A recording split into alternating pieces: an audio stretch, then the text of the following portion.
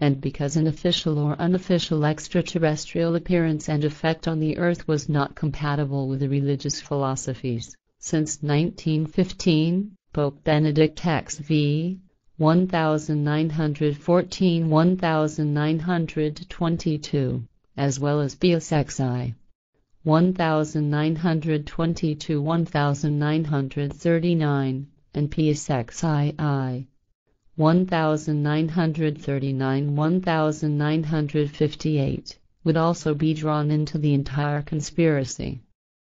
Also, certain Jewish dignitaries were enlisted in this, who even at that time in America had quite a bit to say and had a voice.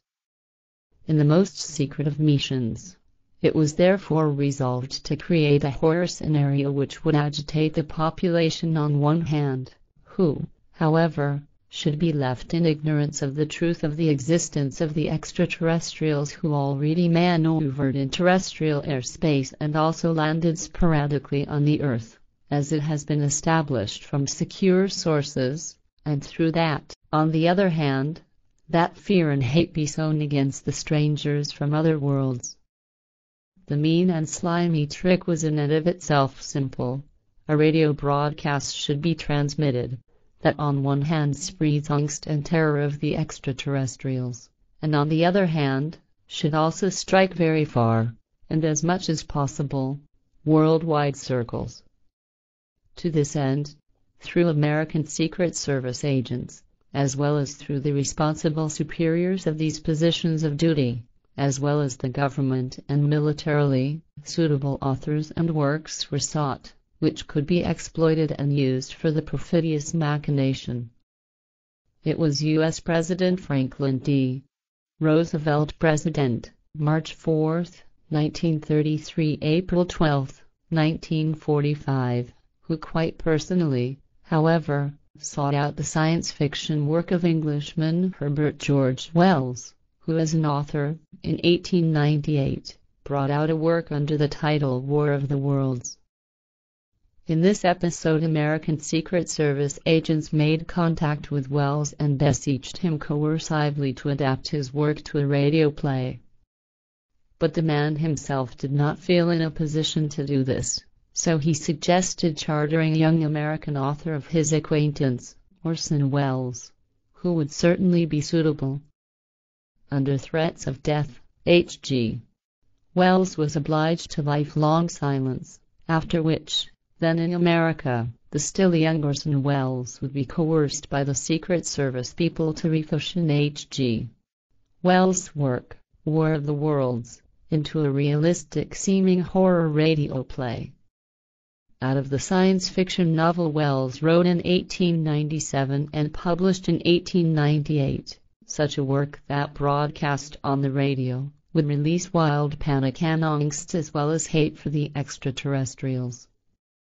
The work, in which extraterrestrials, formed in like humans, and of monstrous and evil nature, land on the Earth and cause trouble and destruction, was exactly that which had been hoped for by the responsible ones of governments, the military and the secret services.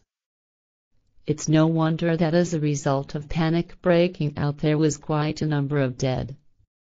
The goal of the government, the military and the secret services was achieved with the broadcast of the radio play War of the Worlds, because from then on fear, and also a certain hate, ruled against the extraterrestrials, of the kind and form, as well as the sense, that was also always desired.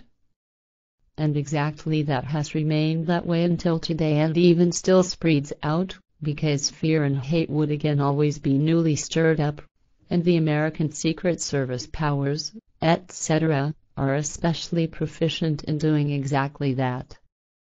Were that not enough, that they and certain also determined government and military powers financially support and demand contra films against the extraterrestrials? No. They do not shy from simulating all kinds of horror events, like, for example, abductions by extraterrestrials, as well as human and animal mutilations and so on and so forth.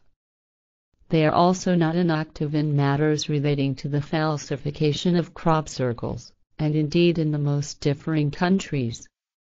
Naturally, in respect of all these things there are also charlatans, deceivers and swindlers and every other sort. Yet the Secret Service machinations are probably indeed the worst, because it is precisely through these that disinformation is established, through which the genuine and actual events in this regard are bedeviled and made laughable. Scarcely anything is known about exactly this, as everything runs so secretly as it always has, and as does the actual story of the radio play of /War of the Worlds by Orson Welles. And the danger exists that something could not be held secret, then the responsible ones of the government and military as well as the Secret Services do not shy away from bringing the witnesses to silence under death threats or through an otherwise erasing, like, for example, through elimination or through a consciousness-stupefying brainwash and psychoterror and so forth. Herbert George Wells, who died on the 13th August 1946, also knew that, as did Orson Welles, who departed this life on October 10, 1985. Neither left behind any indications about the true incidents regarding the radio play, as they correctly feared that their families, friends and acquaintances after their demise also could be vengefully persecuted by the Secret Service people and the responsible ones of the government and military. And that I now do not hold my tongue about that which the Pleiadian/Blairean explained to me in regard to this. What comes of that remains to be seen. The nasty machinations of the government, military and Secret Service people in respect of the demonizing of extraterrestrials have increased ever more since 1938, indeed slowly and successively. Thus, however, all the more incessantly and expansively, until in the 80s. Essentially, the greatest machination for the bedevilment of extraterrestrials began through a shifty structure in the fashion of the Secret Service, as well as miscellaneous UFO and extraterrestrial enemies. Stories came about like the ghastly human and animal mutilations, the theft of human babies and the impregnating of terrestrial women through foreign visitors out of outer space. Horror stories were also disseminated about subterranean laboratories and the inhuman experiments taking place there. Were that still not enough, because the angst of the extraterrestrials wreaked even worse blooms, like, for example, it would be asserted that women impregnated by aliens would, after some months, have the baby growing in the womb snatched out to be allowed to finally grow further in a fluid-filled incubator, etc., in order to breed up a new humanity, etc., using these hybrid children. A further horror story was that the Earth humans would be abducted, in order to take their genetic material that would be necessary for the extraterrestrials' further breeding of humans, who would serve as, so to say, nourishment providers, because the evil foreigners out of the depths of outer space supposedly nourish themselves on human blood.